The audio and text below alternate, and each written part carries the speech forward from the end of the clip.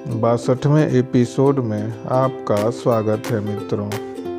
आइए हम एक नए सदवाक्य से इस एपिसोड की शुरुआत करते हैं। जिंदगी खेलती भी उसी के साथ है जो खिलाड़ी बेहतरीन होता है। जिंदगी खेलती भी उसी के साथ है जो खिलाड़ी बेहतरीन होता है।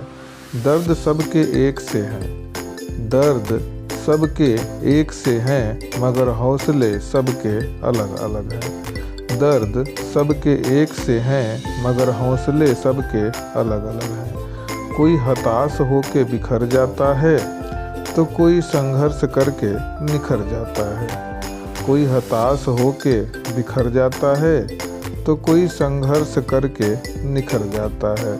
मित्रों, आप सुन रहे हैं बेसिक साइंस लर्निंग और हम बात कर रहे हैं विज्ञान के कक्षा 7 के इकाई 12 लाभदायक एवं हानिकारक पौधे तथा जंतु के बारे में।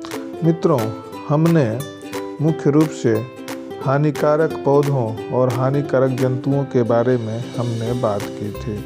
हानिकारक जंतु और पौधे हमें प्रत्यक्ष और अप्रत्यक्ष रूप से किसी न किसी प्रकार से हमको हानि पहुंचाते हैं, और हमारे लाभदायक पौधे भी होते हैं जो हमको किसी न किसी रूप में हमको लाभ पहुंचाते हैं। जिनमें से मुख्य रूप से हम कहें तो औषधीय पौधे मुख्य रूप से पाए होते हैं जो हमको किसी न किसी स्तर पे हमारा लाभ पहुंचाते हैं। उसमें तुलसी हो, गिलोय हो या नीम हो या कोई अन्य औषधि पौधे, जिसमें कई चीज़ें हैं, जैसे पत्थरचट्टा हो गया, गिलोय हो गया। ये सभी जो पौधे होते हैं ये हमको किसी न किसी रूप में औषधि रूप में हमको लाभदायक होते हैं। हानिकारक जंतु के बारे में भी हमने कुछ बताया था। हमने यह बताया था कि टिड्डी, जिसे हम टिड्डा कहते हैं, ग्रास होपर कहते हैं, ये पौधों को या किसानों के फसलों को बहुत नुकसान पहुंचाते हैं। कुछ लोग घरों में तोता पालते हैं। तोता फसलों और फलों को हानि पहुंचाने वाला पक्षी है। इसकी चोंच बहुत मजबूत, नुकीली तथा मुड़ी हुई होती है। चोंच की ऐसी बनावट उसे फल को कुतर कर खाने में सहायक होती है।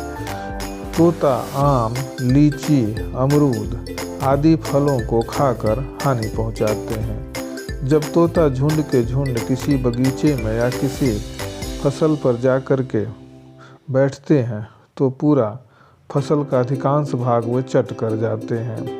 इसमें कई ऐसी फसलें, फल और कई ऐसी सब्जियां या खाने वाले फल, आम, अमरूद आदि सब आते हैं। फसलें जिनमें मुख्य रूप से गेहूं, जौ, मक्का आदि ये सब होता है। ये सभी चीज़ों को, सभी फसलों को तोता नष्ट कर देता है। उसी प्रकार एक जानवर है जिसे हम नीलगाय कहते हैं। नीलगाय एक वन्य प्राणी है, अर्थात ये जंगल में रहने वाला प्राणी है। इसको पाड़ा या घोड़रोज या वनरोज के नाम से भी जानते हैं।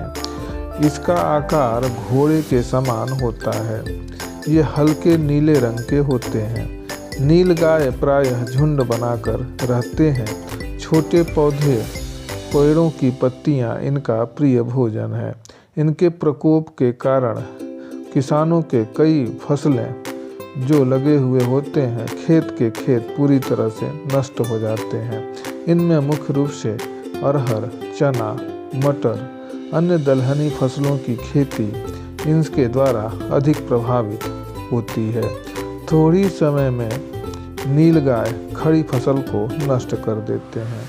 इसी प्रकार कई ऐसे जंतु होते हैं जो किसानों के फसलों को बहुत नुकसान पहुंचाते हैं। इनमें मुख्य रूप से गिलहरी, हाथी आदि जो भी फसल होते हैं, ये सभी पौधों को नष्ट कर हानि पहुंचाते हैं। अब हम लाभदायक पौधों के बारे में बात करेंगे। मानव जीवन में पौधों को उनके उपयोग के आधार पर कई समूहों में हम बांट सकते हैं। जैसे भोजन करने वाले, मसाले प्रदान करने वाले, औषधि प्रदान करने वाले, रेशे प्रदान करने वाले और फल प्रदान करने वाले पौधे। इस प्रकार कई प्रकार के पौधे होते हैं जो हमें किसी न किसी रूप में प्रत्यक्ष या अपरोक्ष रूप से हमको लाभ पहुंचाते हैं, चाहे वह भोजन के रूप में हो या ऑक्सीजन के रूप में हो या पर्यावरण को स्वच्छ करने के रूप में। अब हम भोजन करने वाले पौधे के बारे में हम बात करेंगे। जैसा कि हमने बताया कि लाभदायक पौधे हमको किसी न किसी रूप में हमको प्रत्यक्ष या परोक्ष रूप से लाभ पहुंचाते हैं। हम जानते हैं कि मनुष्य की प्रथम मूलभूत आवश्यकता भोजन है। अनाज हमारा प्रमुख भोजन है। चावल, गेहूँ, जौ, मक्का, बाजरा आदि से हमको कार्बोहाइड्रेट या मंड मिलता है। इनमें कुछ ऐसे सब्जियां या फल होते हैं जिनके द्वारा हमको विटामिन मिलता है और प्रोटीन तथा कार्बोहाइड्रेट भी पाए जाते हैं। अनाज के पौधों के तनों का उपयोग हम कई पशुओं को चारे के रूप में प्रयोग करते हैं। जैसा कि हमने बताया कि भोजन करने वाले या भोजन प्रदान करने वाले जो पौधे होते हैं वो हमारे लिए बहुत ही महत्वपूर्ण होते हैं। जैसा कि हम जानते हैं कि हमारे भोजन में अनाज एक प्रमुख भोजन होता है। इनमें मुख्य रूप से हम चावल, गेहूँ, मक्का, जौ, बाजरा आदि का उपयोग हम करते हैं। चावल से हम चावल खाते हैं और मुख्य रूप से गेहूं से हम रोटी या जौ, बाजरा आदि से भी हम रोटी खाते हैं या रोटी बनाते हैं। यह हमारे कार्बोहाइड्रेट का एक प्रमुख स्रोत होता है। इनमें कुछ ऐसे सब्जियां, फल होते हैं जिनमें मुख्य रूप से विटामिन एवं प्रोटीन भी पाए जाते हैं। अनाज के पौधे के तनों का उपयोग हम कर सकते हैं कि जानवरों के चारे के रूप में प्रयोग करते हैं। अनेक पौधे के विभिन्न भागों जैसे जड़ से मूली, गाजर, तना से आलू, प्याज, पत्ती से चौलाई, पालक, पुष्प से गोभी, फल से सेम, बैगन, मिर्च, भिंडी, बीज से राजमा, मटर आदि प्राप्त की जाती है। हरी सब्जियां विटामिन तथा खनिज लवणों का मुख्य रूप से स्रोत होती हैं। ऐसी कई सब्जियां होती हैं जो किसान उगाते हैं और हम उसका उपयोग करते हैं। ऐसे कई फल होते हैं या सब्जियां होती हैं जो पोषक तत्वों के सबसे अच्छे स्रोत होते हैं। इनमें गोभी, लौकी, पत्ता गोभी, गांठ गोभी और भिंडी मुख्य रूप से ऐसे सब्जियां हैं जिनका उपयोग हम भोजन में करते हैं, चाहे वह कच्चे रूप में हो या पके हुए रूप में। हम किसी न किसी रूप में सब्जियों का प्रयोग करते हैं। मुख्य रूप से कच्चे सब्जी के रूप में हम गाजर और मूली आदि का प्रयोग करते हैं। अधिकतर सलाद के रूप में इनका प्रयोग होता है। भोजन को स्वादिष्ट बनाने में इमली और आम के फलों का भी प्रयोग होता है। केला भी एक ऐसा मुख्य रूप से फल है और अन्य कैसे आम, अमरूद, अंगूर, नाशपाती, अनार ये सब ऐसे फल हैं जिनसे हमको मुख्य रूप से हम कह सकते हैं कि इनसे विटामिन प्राप्त होते हैं। विटामिन के स्रोत फल, चाहे विटामिन ए हो या सी विटामिन हो, ये सभी विटामिन फल से ही हमें प्राप्त होते हैं।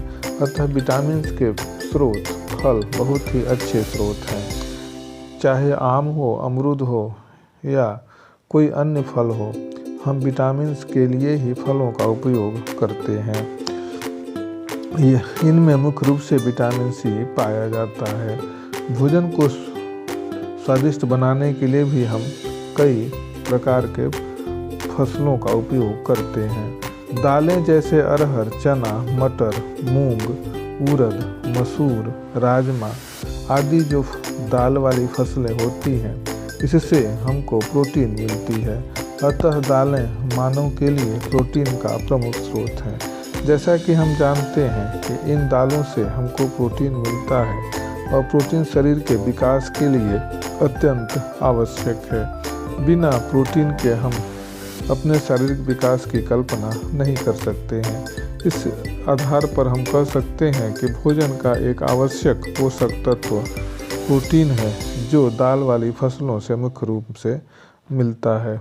तो इस प्रकार हम भोजन के कई पोषक तत्वों का उपयोग हम फसलों से ही हम प्राप्त करते हैं।